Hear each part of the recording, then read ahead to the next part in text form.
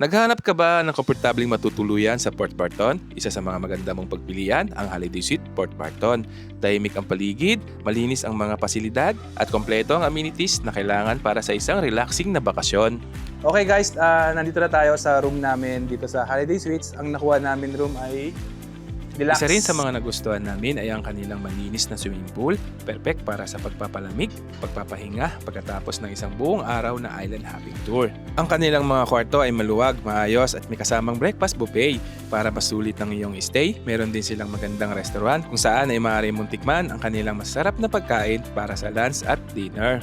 Mula sa Puerto Princesa ay bumiyahe kami ng mahigit 150 kilometers patungong Port Barton o 3 oras. Pagdating namin sa Holiday Suite Port Barton, agad kaming sinalubong ng kanilang welcome drinks at mainit na pagtanggap ng kanilang staff. Welcome drinks.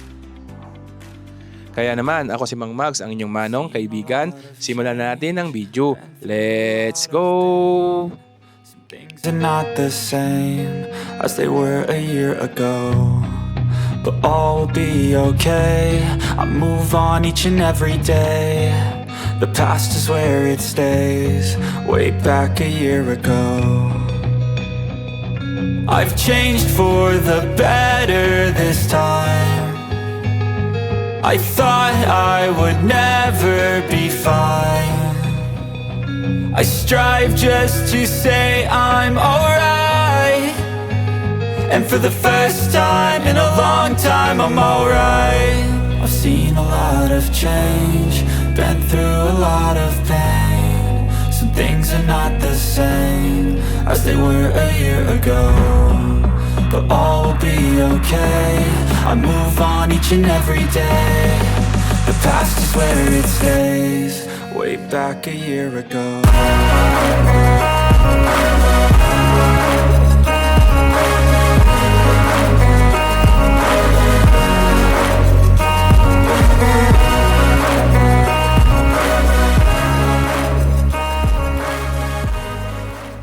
Ayun, good morning guys.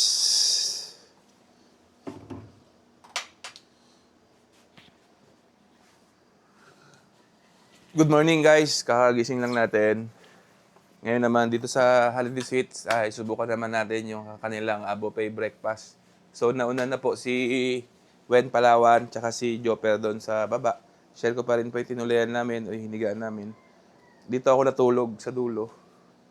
Tapos dito si Jopper, dito si Wen Palawan. Ito yung mga gamit namin, ang gugulo. Yung mga gadget namin. Pinag-chargean namin, ayan. Ito yung setup ng kwarto namin ngayon. So, ngayon naman ay pupunta na tayo sa baba para mag-breakfast. Okay guys, ngayon try naman natin yung buffet breakfast po nila. So, nagpaaga kami gumising ngayon para mapakita ko sa inyo, para may idea po kayo kung ano po yung breakfast po nila dito. Ito. Simula po tayo dito sa kanilang juice. Tapos ito, mayroon na rin po silang flowing coffee. Ito, meron pong pancake.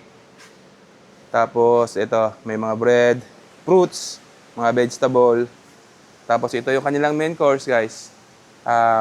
Yan, omelette, mayroon pong chicken langgonisa. Ito yung pinaka-paborito ng lahat. Lalo na dito sa amin sa Palawan, ito po yung danggit. Napakasarap po nito guys.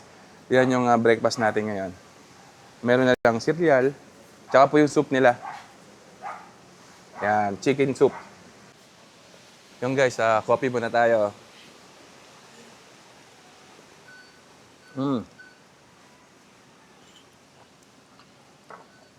Dito guys, sa Holiday Suites, habang nagbe-breakfast ka, ito yung tanawin na yung makikita. Wow. Ayan guys, kitang-kita natin yung karagatan dito. Beachfront lang ito yung hotel na ito. So, hindi lang maganda yung panahon ngayon umaga. Malakas yung hangin, makulimlim, at umuulan. Pero tingin ko baka ano rin to, baka tumigil din to mamaya.